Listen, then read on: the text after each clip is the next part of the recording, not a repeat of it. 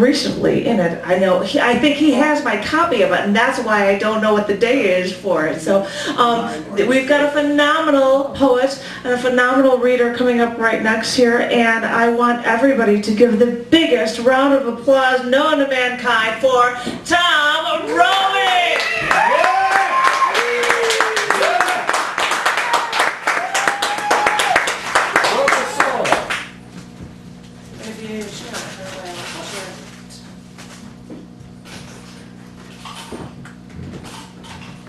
Thank you, Janet. You do wonderful things for this poetry scene, and we get to see everything that we do well and even the stuff we don't do so well on the telly. You got it. Woohoo! So I can't see anyone out here, so I won't wear these. Quickening. A poem is a kick in the heart's womb, slides through the mind's eye, leaps from voice box, wails, whoops, sighs, grows up on pages schooled by rules.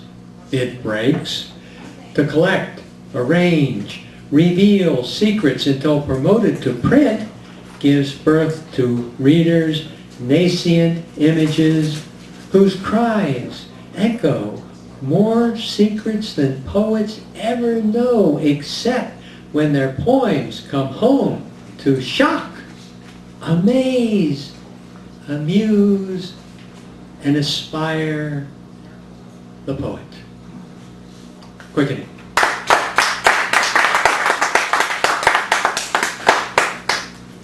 This poem is a boatload. Big raft holds everybody. Little raft holds me. Little raft shoves big raft. Big raft tugs little raft. No raft goes anywhere. There is always here. Where to take big raft makes all fight all.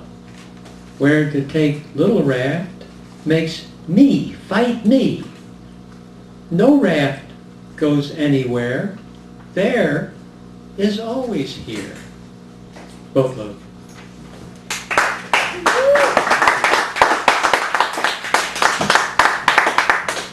I have my star student here tonight. He just popped up out of nowhere, made a success of himself despite me, and and I actually had prepared for this feature a few poems over on the religious side.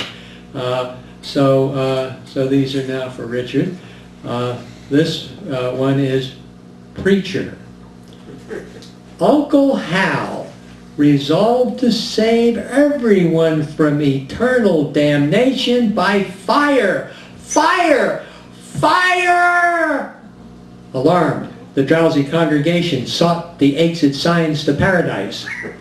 He rehearsed his choreography every day in front of a mirror, staggered back aghast at the perfidy of sinners, strode forward to implore repentance, opened palms, promised forgiveness. His act was the heart of the church with the light in the window, his stage wider than CinemaScope. No small screen televangelist stretched as far as he to find the strayed lamb, a little girl lost in the wheat fields of Kansas. His lantern led our thousand-eyed posse to the very edge of the platform where she is saved. He wanted to go into theater, but his deathbed mother, yellow lips pursed over tart tongue, made him promise to serve the Lord. When Aunt Lou announced he made the best lemonade in the church picnic, everybody whooped, amen.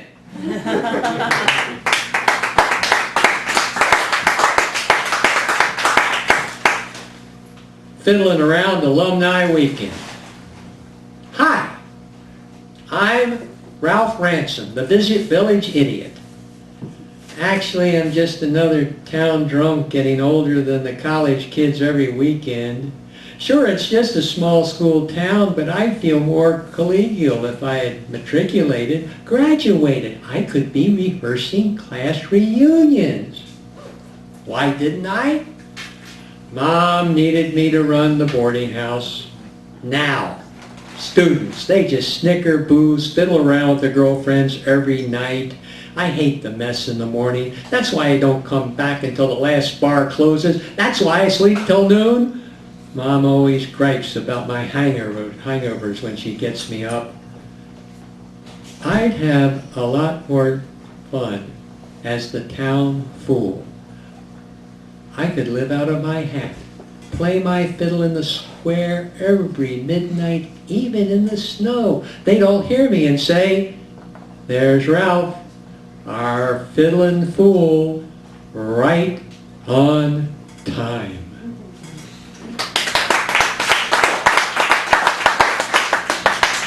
This is about teaching. My students get burnt out. Maria breaks her ankle landing from a second-story window. Her kids get smoke inhalation. I take attendance. Socrates is a pain. Too many questions. Give Billy Joe headaches. I dispense aspirin. Hakim and Booker are dazed by Du Bois. Break the curve in the wrong direction. Keep on puzzling. I dole out grades. In 1 year, Ruin and Lynn raised their reading levels from 5th to 9th grade. Hope to climb out of the remedial ghetto into college. I lead the cheers. My students master Faulkner, blaze out on curricular combustibles, come back the next day with scorched stares. I get burnt out.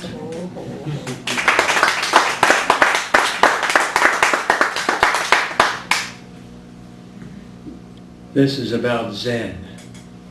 When the disciples gathered to hear Gautama's mountaintop sermon on how to find the way, he simply raised a solitary sunflower beginning to wilt in the noonday heat. Only Kasyapa gave his quiet smile, but why the smile? Did he see what her blossom eye had already seen of the wilting cycle? Or had he figured out that the sunflower was a stand-in for the stainless lotus? Or that mountains, suns, are as temporal as a sepal? Or that he understood that he didn't understand? Or was it to return the smile of the sunflower? Zen.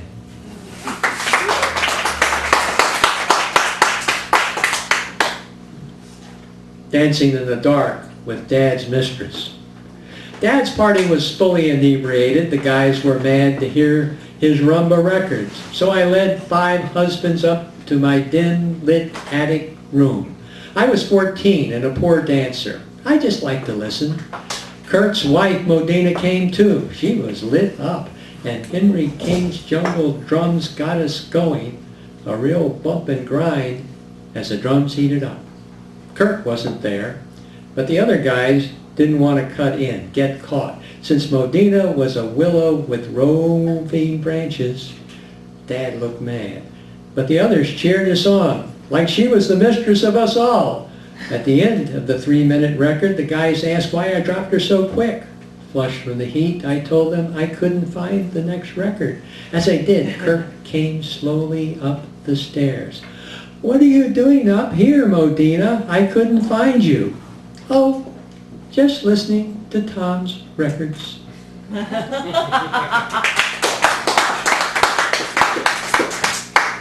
This is a haunted triolet. I'm often spooked about ghost dust. Whip it off, it slowly comes back. Ghosts have endurance that you can trust. I'm often spooked about ghost dust. Why do they come to do what they must? Can it be due to something we lack? I'm often spooked about ghost dust. Whip it off, it slowly comes back.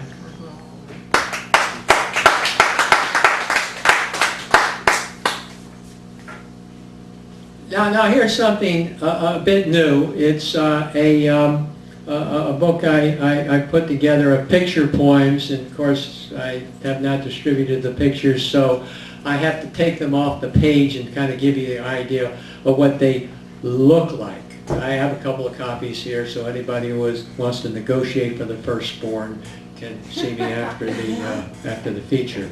But its title is the first picture poem, and it's called Stopping in the Fast Lane. Stopping in the fast lane. So I have a selection here. My love, the paper dragon's wings cannot carry his flames half so swift as my love. Getting through Gary, you can taste the rust on your tongue. Getting through Gary.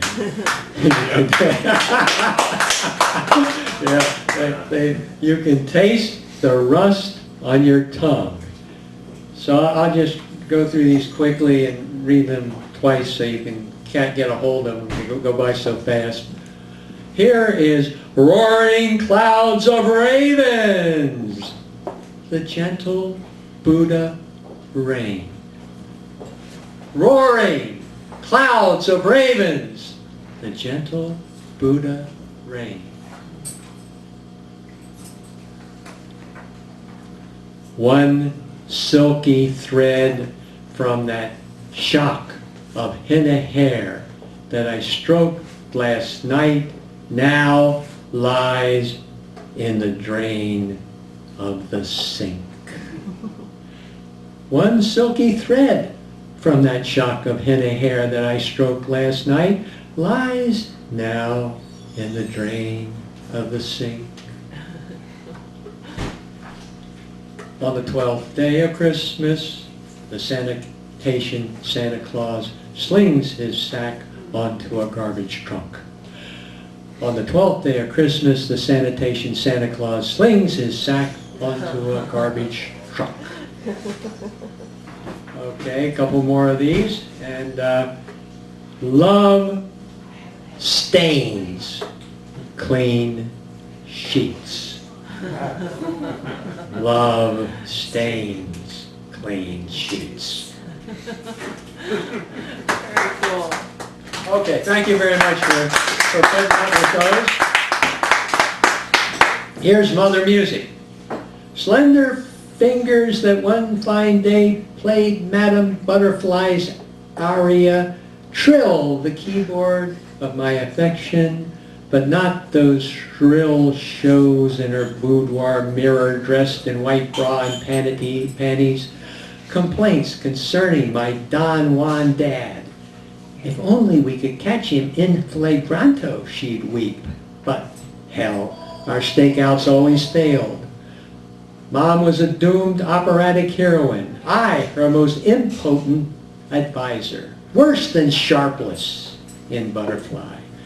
Yet, when I was destroying my education, she coaxed me with a maternal hug to get on the next bus, take that final exam, take the road to graduation. Afterwards, we shared a dance. Yes.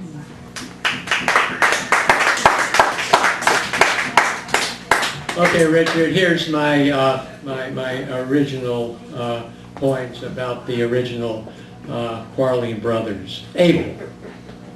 I have a big brother named Cain, whose sense of humor's so lame, he'd take a blind poke at any old joke, then try to make you take the blame.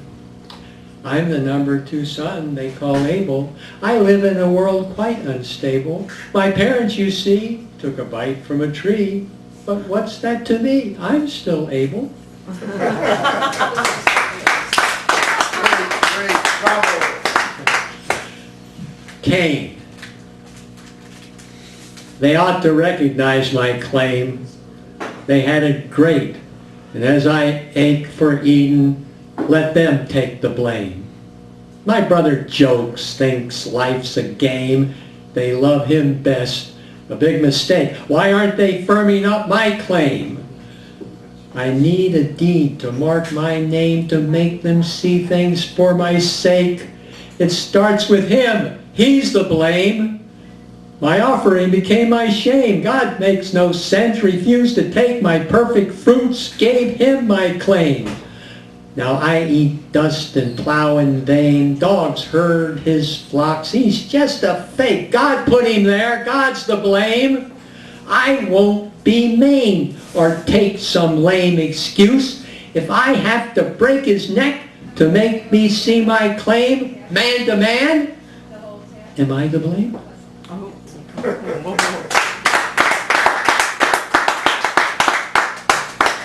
Glancing at a graveyard.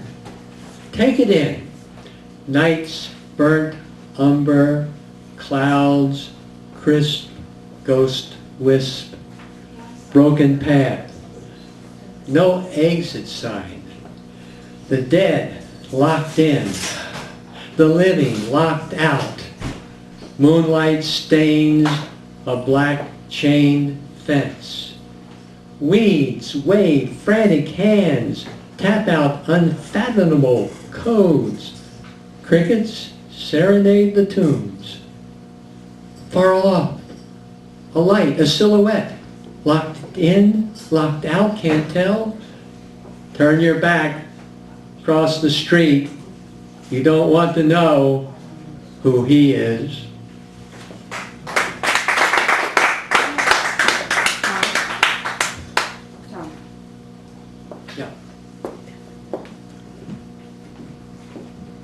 Here's a dream.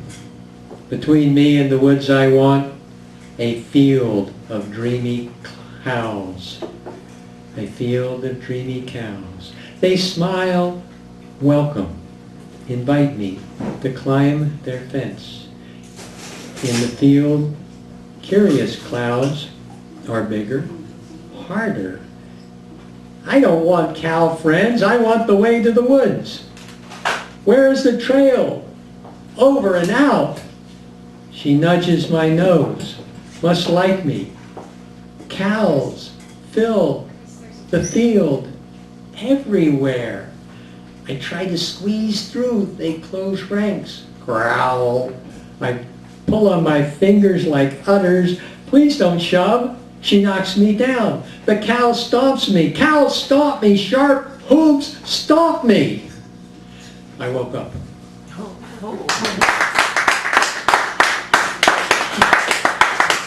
Now here is Janet's poem, the one she was kind enough to put in the journal, and it's number 2 in the sequence of 3 poems. Actually, I put it together with 2 others, and I called it Japanese. And the first poem is based on the earthquake in 1923 that devastated Tokyo, pretty much everything except the Imperial Hotel, which was built by Frank Lloyd Wright, the only building that was actually built to resist the earthquake. The Imperial Hotel lays on a bed of mud, but when earth quakes, it does not crack, just slightly sways, as if a waiter might slip a bit. Set down 3 tiers of stacked plates, serve 5 tables in the aftershock. 1923. Wow. Number 2. Cream floats on coffee, snow over Hiroshima, 1945. And number 3, we're all familiar with. After tsunami, red-haired girl clutching knees, game of pickup sticks, 2011, Japanese.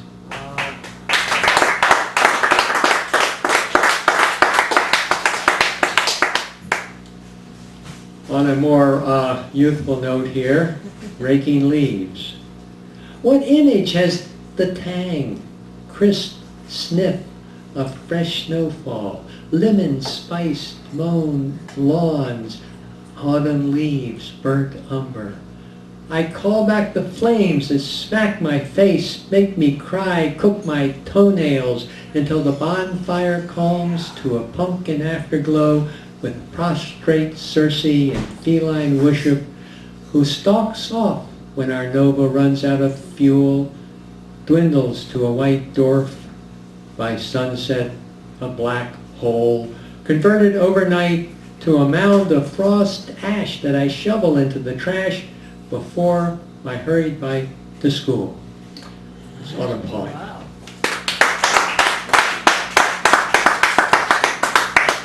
And finally, always remember the Tarantella Triolet. The dance of life is the dance of death. The dance of death is the dance of life. Dance until you run out of breath.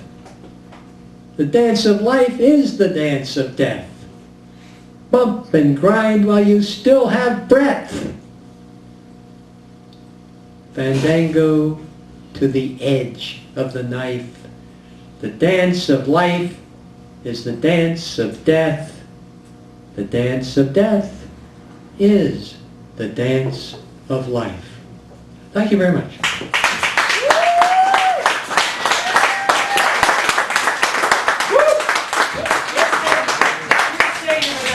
Because I don't think that was loud enough. Ladies and gentlemen, give it up one more time for Tom Roby. We've got a select few minutes, and if anybody had any questions for him, I would say please give it up. But while they're actually thinking about it, I'm going to bother to say in 2 weeks, I'll try this mic, it's really low. In 2 weeks, if you want another 411 on anything, come on April 11th for Ned Haggard's feature here in 2 weeks. 2 weeks later on April 25th, we've got GPA as a feature. He's awesome, awesome, awesome. And in the beginning of May, on May 9th, we actually have someone from England, from the UK coming. Oz Hardwick is in town, and he's going to be the feature in the beginning of May. And I feel really bad that the Bobster, Bob Brashko, couldn't make it this evening, but I feel really good that he happens to actually be a feature here on May 23rd.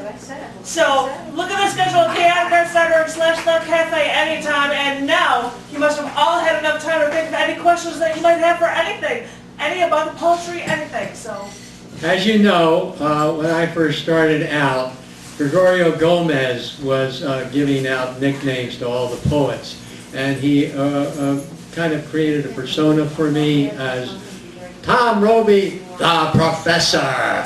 So as the professor, because actually I have been a professor, ask me any question. If I don't know the answer, I'll make it up. Anybody?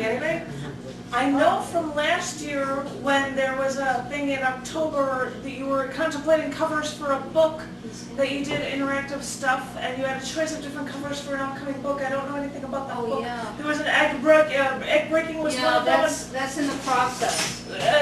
What's going on with that book?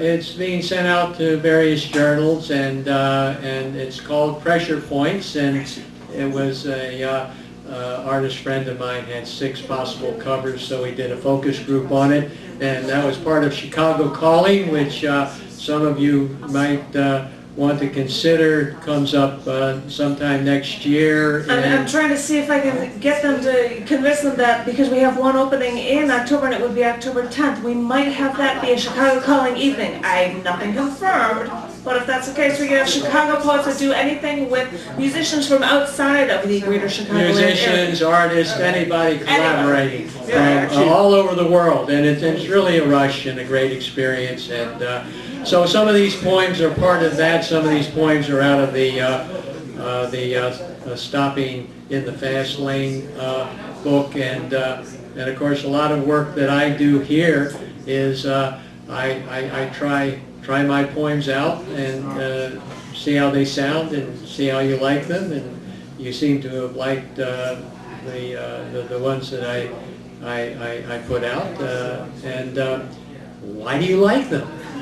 Turn the tables back on them. Why are you? Yeah, okay, I'll ask the questions here. The professor always knows what questions to ask, because he always knows the answer to the questions that he asks.